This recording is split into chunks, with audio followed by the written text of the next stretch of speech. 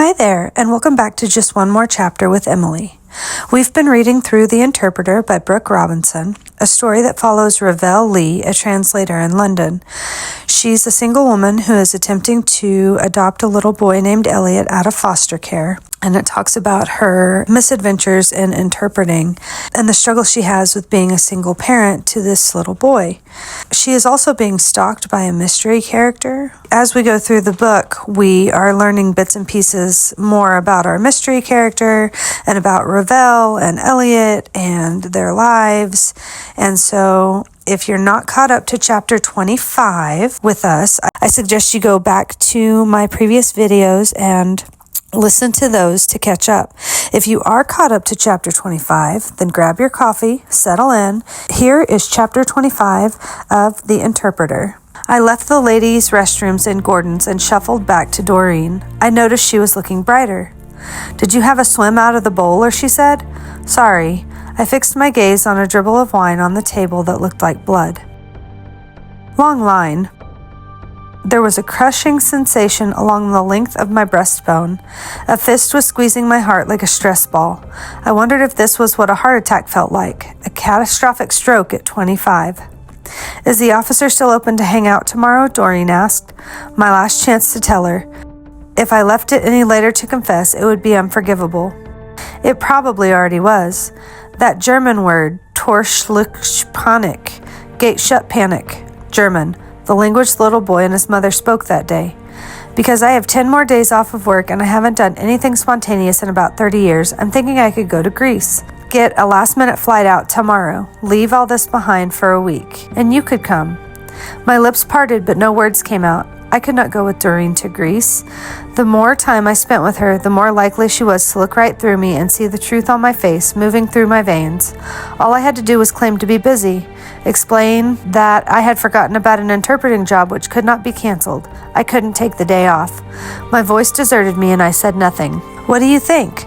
We can drink ouzo and choke on feta. We'd only known each other for such a short time." The friendship wasn't old enough to weather something of this magnitude.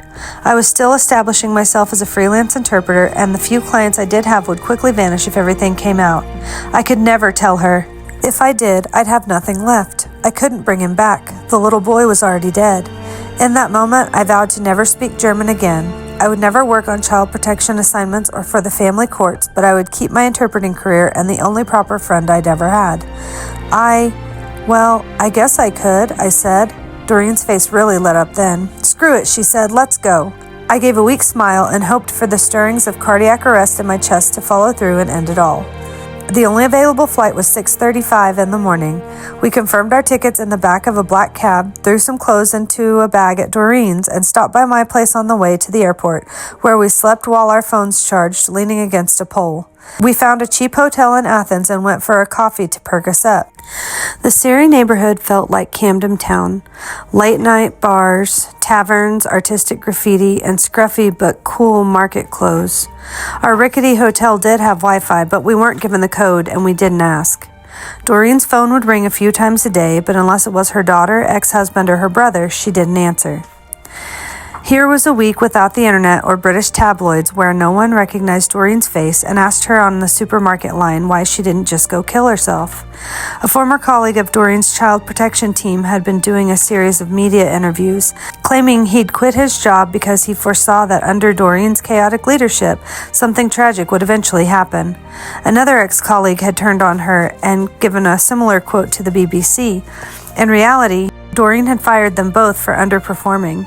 But she was being painted as a serial incompetent, the social worker linked to a number of child protection cases with appalling outcomes over her 30-year career. The deceased child's mother had been arrested, which was a relief at first, but only served to highlight to the public that Doreen was getting away with her role in this, the press coverage reasonable as it was her only punishment.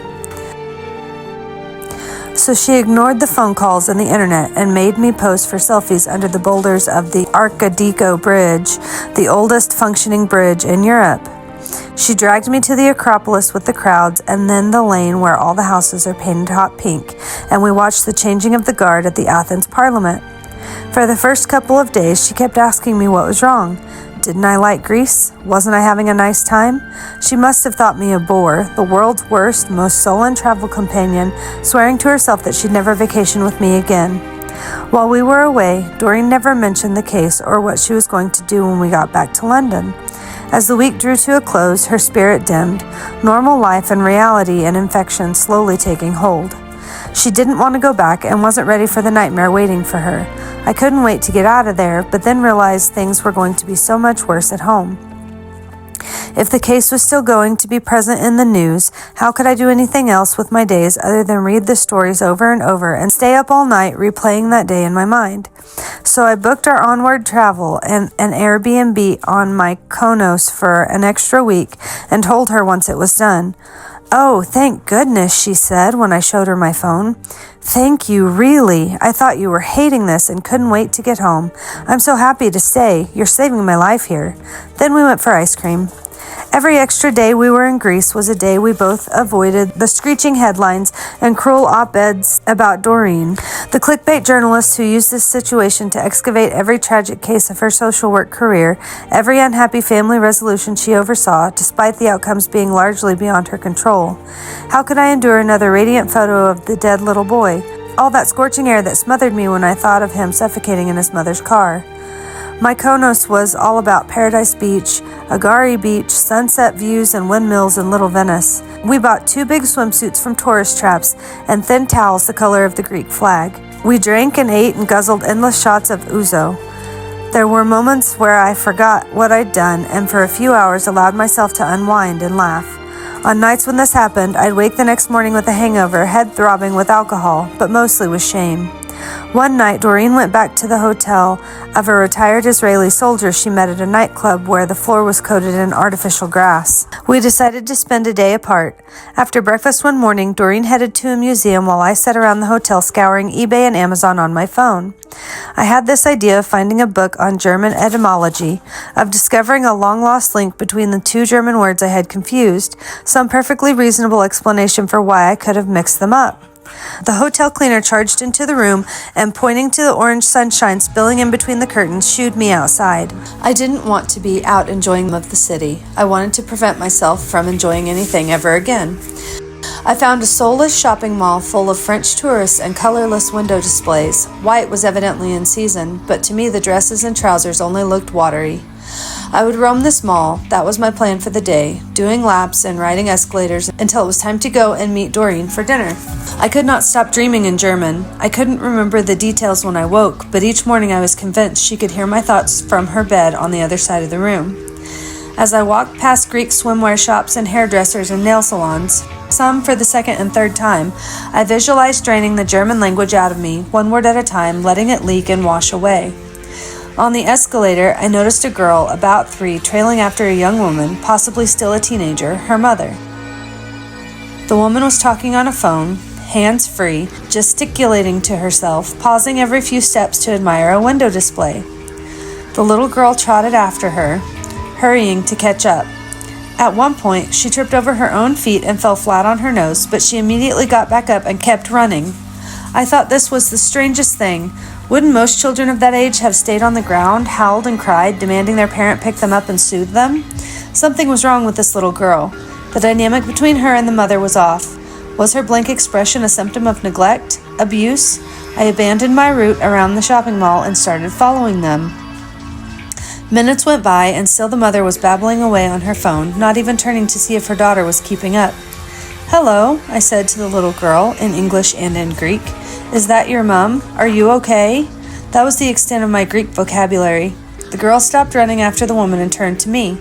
"I don't know what you're saying," I said. "Do you speak English?" She was chatting away, and I didn't understand a word. This is unusual, I thought. This has to be a cry for help. A child of this age talking so enthusiastically to a complete stranger. She's asking me to intervene. She's begging me to rescue her. I didn't know the phone number for the Greek emergency services. "Hello, excuse me," I said, grabbing the arm of the nearest person, an elderly man, white plastic bags in each hand. "Do you speak English?" I said in Greek. He shook his head and kept walking. "Hello, I need some help," I shouted in English and in Greek. Shoppers darted away to avoid me. I knew some of them could understand me.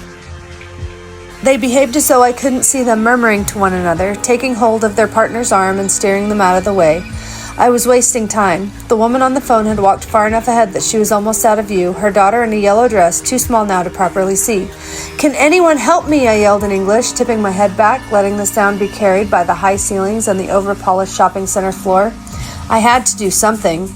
I pressed the emergency call button on my phone, and after a few unfamiliar beeps, it seemed to reroute to a local ringtone. I spoke in English. When a voice responded in Greek, I kept talking over them until the phone was passed to someone else. "Yes, hello," a woman said. "You may proceed." In English, I told her where I was and what was happening with the little girl. I didn't know how to call child protection, but thought it was probably a police matter anyway. As it turned out, there was a police station a few doors down from the shopping center. She gave me directions and I ran there. A young constable greeted me at the door with the English hello, apparently warned that I was coming. I was ushered into a room and given a cup of lukewarm coffee. After half an hour or so, I emerged to find the bathroom, and down the corridor I saw them, the young woman and the little girl. The woman had her hands draped casually around her daughter's shoulders. Her phone was gone. Now the child was given her full attention. She stood with the policeman, speaking calmly in Greek and laughing, the two of them sharing joke after joke. She wasn't young, I could see that now, definitely not a teenager, probably closer to 40. The girl came up to her mother's chest, so I suppose she was older than 3 after all. I had gotten a number of the details wrong, but that wasn't the point. The girl should be taken away and given a better life. She can't go home with that woman today, I said to myself. She must be protected. Then the police officer waved the woman and the girl goodbye, and they both left. She put on a display for him. The most abusive parents know exactly what to do. That's how they get away with it for so long. They turn on the charm as soon as social services gets wind of what they're up to. I would still make a report. I wanted what I saw today in the shopping center on record. All it would take is someone else to contact Greek Child Protection, and then they might have enough to step in. I walked back to the room where my now stone-cold coffee was and heard 2 voices from inside. I paused at the door and listened. It was a mixture of Greek and English, and I wondered if one of them was an interpreter sent to speak for me. There was a flurry of Greek words, and then a female voice in English, mentally ill. She may have lost a baby. They were talking about me. I ran out of the police station and kept going all the way back to the hotel. The cleaner had finished in my room. The soaps and shampoos were rearranged, the towels folded and put back in their original positions. The room looked vacant, the only sign of life a used glass with the faintest imprint of a mouth along the rim. I sat on the floor until Doreen returned. The final day of our trip was equally horrible. It poured with rain, our real lives reaching across the sea and pulling us back to Britain. Before we'd even disembarked the plane, Doreen must have picked up the Gatwick Wi-Fi, and her phone flooded with texts and notifications. New articles had been published, more newspapers calling for her to be sacked or charged with manslaughter, as ridiculous as that was. She seemed to represent everything the public loathed about child protection. The lone punching bag, forced to absorb every blow.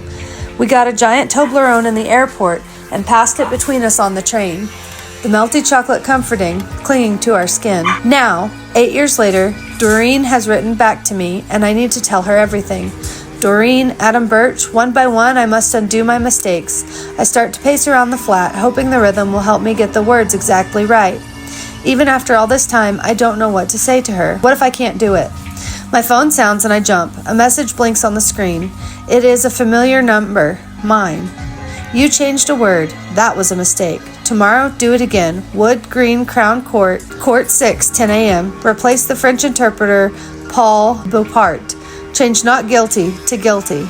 I read it through twice, 3 times. SMS received 8:42 p.m. I cross-check each digit with my own phone number. It matches.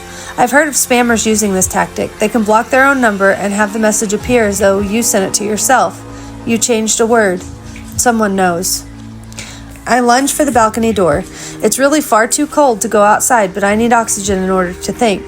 I lean over the railing and cast my eyes down to the concrete below.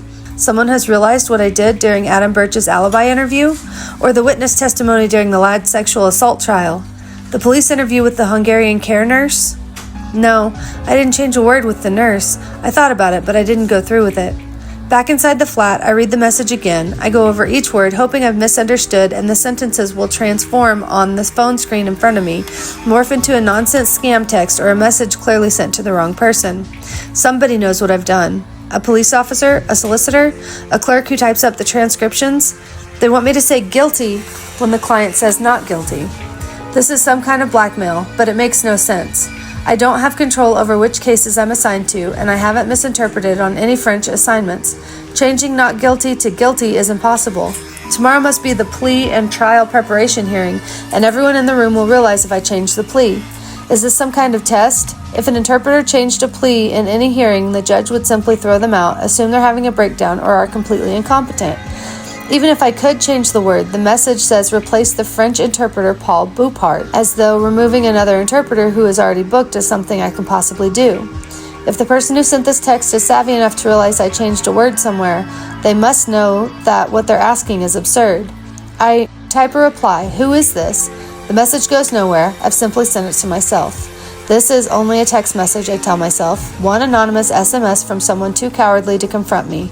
They haven't threatened me with harm. They haven't approached me in person. They're obviously not going to report me to the police and have me arrested. They're a blackmailer. I can ignore them.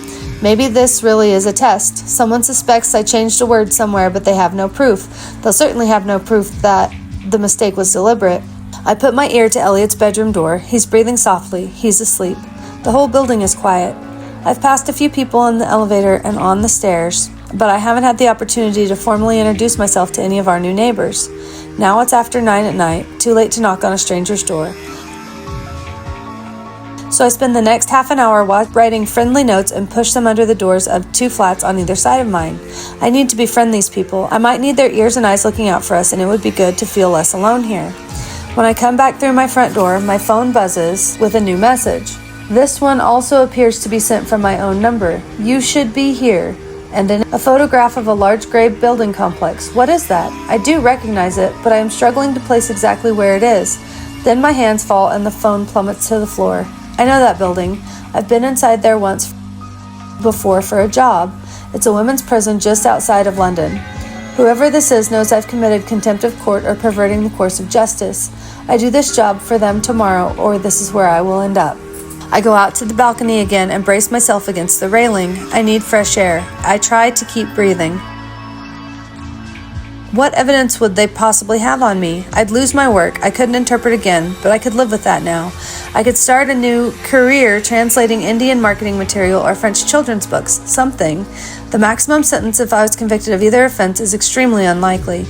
I'd pay a fine, perhaps. I could do that with the money from my mother's estate, the part that isn't going to Adam Birch. But there was that judge in London a few years ago who lied to police about who was driving during a traffic incident, and she was sentenced to 16 months in prison. And what I've done is much worse than that. How long would I get? It wouldn't matter, because Elliot would be taken from me and fostered back into the care system, shunted from one family to another. If he was lucky, he'd be adopted by someone else, someone better than me. But I told him we were each other's family and would be forever. I promised he would never be homeless, that I would be his mother, and that nothing would ever change that. I won't tell him that was a lie. I will not go to prison and lose him. Now I'm shivering and wasting energy that I should be using to figure this out. I lug my body back inside the flat. If I can somehow take the place of Paul Boupart on the trial tomorrow, the moment I accidentally plead guilty instead of not guilty, the judge will have me dismissed anyway. If that's what these people want, I can do it. The judge will submit a complaint about me, but I can say I had a medical episode. That one single error won't destroy me. But how do I actually get on that trial? Convince an interpreter I've never met to step down without raising suspicion? What possible reason would I have for wanting to be assigned to his trial other than to interfere with the proceeding? You have to ask me very nicely, my mother would say. Beg and I might stay. The pounding in my head intensifies. I close my eyes and feel my way to the bathroom. There is a shoebox on the bath mat, not yet unpacked. Soaps and toothbrushes and various ointments and bits of medication. I haul myself to my knees and dig through, looking for something to kill my headache.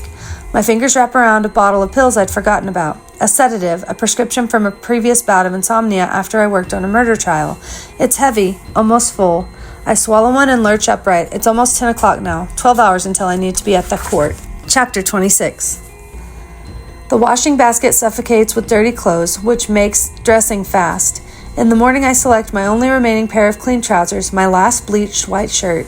Sensible shoes I polish with a splash of hand sanitizer, and I am out the door. I look professional, playing the part of trustworthy language aid. I tell myself that everything will be all right. After dropping Elliot at school, I stand on a cramped train platform and am bundled onto the subway. Nerves about today jangle the length of my body, and I can't stop myself from chattering. Earbuds into my ears, pretend I'm listening to music. For anyone watching, I'm dancing. That's the reason my limbs are moving. I am in control. Woodall House on Lordship Lane, a Masonic school for moral education of boys, college for schoolmistresses, later headquarters for the gas board, and now home to around a dozen courts, prison cells showcasing the full spectrum of criminal cases. Wood Green Crown's Court remains a Victorian Gothic mansion on the outside. Walking through the grounds, past the hibernating cherry tree and the clipped green lawn, you'd expect a National Trust volunteer at the entrance to check your ticket, not security poised to rifle through your pockets.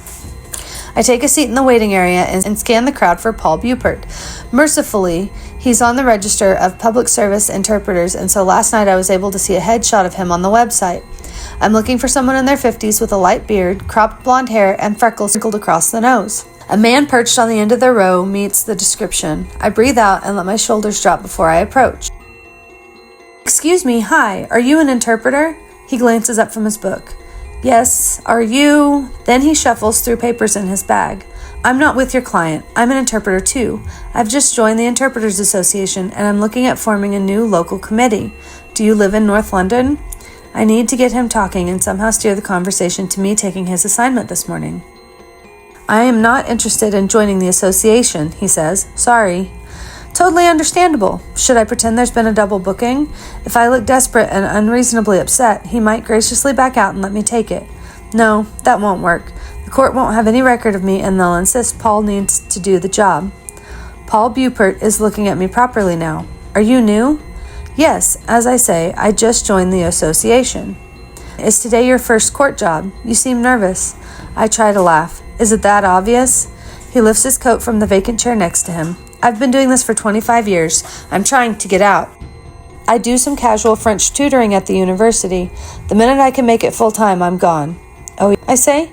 "A piece of advice from a veteran. The key is to not get emotionally involved." "Right." Too late for that. If only I'd just said the words and gone home, none of this would have happened.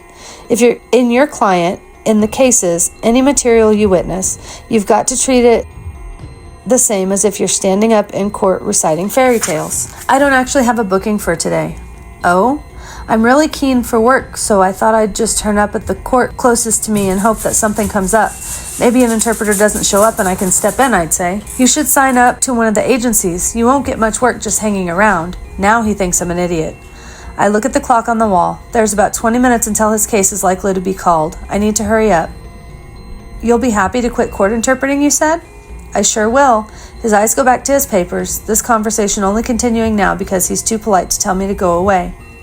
"If you'd like to quit today, I'd be happy to take your booking." My tone is assertive, insistent. He looks up at me, perplexed, wondering whether I'm socially inept or just mad. "I mean it. I want the work, I need the experience, and I'd appreciate you, as a veteran, letting me have this turn." I'm hissing at him, I realize. I'm keeping my voice down, not drawing attention, but it is spiked with venom. "You need to speak to the court listing officer," he says sharply. "I can't help you." Then he raises his papers to his face, a way of blocking me out. Now what am I going to do? "I'm sorry. I was being weird. Can I get you a drink? I'm getting a coffee from the machine. A thank you for the advice and an apology." "No thanks. I don't drink coffee." My smile feels more like a grimace. I need a moment away from him to think and come up with a strategy. I head to the vending machine. I must maintain conversation with Paul Bupert.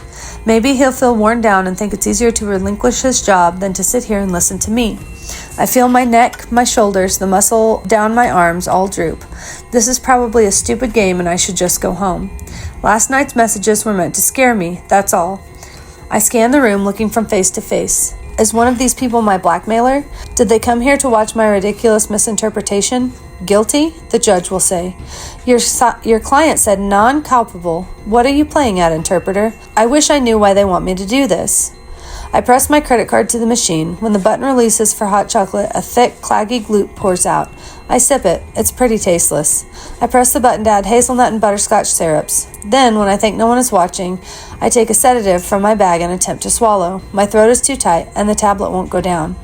I drop it into my cup and stir. It dissolves easily. I need to relax. I drop in another pill and swirl. I went with hot chocolate, I say, and retake my seat. Machine gave me 2. Can you help me out? Paul looks at me, weary. His hand extends. Sure, thanks. His fingers bend around the paper cup in front of him and goes to his mouth. It's not bad for a vending machine, I say. Better than nothing. It's cold in here today.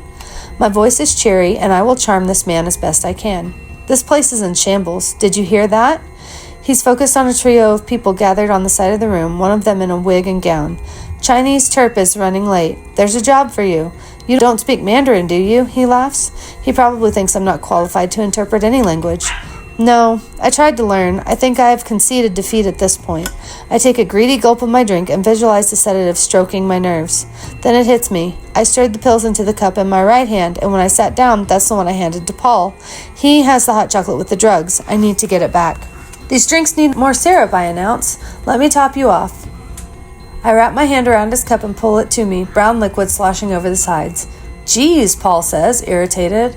I walk back to the machine. This is crazy. I accidentally drugged this man. What if he'd drunk the whole cup before I realized? He might be on other medications that could have adversely affected. This whole thing is ridiculous. I'm leaving, I decide. I put the paper cups down, and as I do, feel my phone vibrate. A new message. It's from the same person or people as last night. Again, the message appearing as though I've sent it to myself. There's no text this time, only an image. A photograph of Elliot's new school. My mouth fills with vinegar. The blackmailer knows I have a child, and they know where he goes to a school he only started attending yesterday. They're following me. They probably also know where I live. It must be a barrister or a corrupt police officer who's discovered what I've done. Someone with the resources and means to track me. I have to get Paul Bupert off the hearing. The bottle of sedatives presses against the seam of my pocket.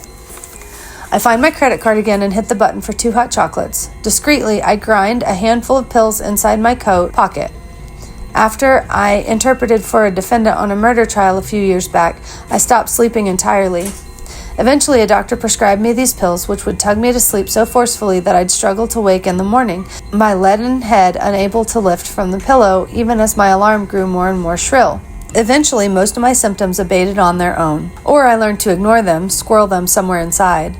The medication takes up to 30 minutes to work at full strength, but if I can get him to drink a cup's worth, it'll start to have some effect, possibly enough for him to want to go home ill. At first, he'll feel a pleasant giddy sensation behind his eyes, a gentle suggestion that he might like to close them and rest for a while. Then his head will begin to feel very heavy. As if he doesn't lean back against the wall, his neck will buckle and snap under the weight. He will see black and white dots in front of his eyes, and his breathing will slow, and he'll feel calm and peaceful and decide he quite likes this feeling, might like to feel like this all the time. His speech will slur, but that's all right. He won't want to talk anyway. He'd rather have a little nap right here on the floor. Am I really going to drug an innocent stranger? I don't know what my blackmailer is capable of, and they might already be at Elliot's school. An usher appears and announces the case is ready to go through. Forget my drink. Paul raises his voice so that I can hear him across the room. That's me. His chin points toward the usher. No, stop him, tackle him. He cannot go into that courtroom. That hearing is mine. I watch Paul Bupert say something to the usher, then he snorts, laughing perhaps at his own joke. The snort collapses into a cough, a rasping sound. Paul's hand covers his mouth as his head tucks into his shoulder. Excuse me. His chest rattles, his breathing so loud each inhale sounds as though it's sawing against his throat. I walk closer and hear the usher say, "Are you all right, sir?" Paul waves, knocking a fist against his throat. He can't speak. I drop the drinks and catch his bag just as it falls from his shoulder. This isn't the tablets. They have the opposite effect. Paul seems to be more agitated by the second. A small circle forms around us. Paul's fingers claw at his neck and his lips turn red and blistered. I think he's having an allergic reaction, a woman says. Oh, God. Now on the floor, Paul's head is between his knees, but on the woman's words it moves up and down. A nod. Is that his bag? She asks me. Once again, I am struck dumb with inaction.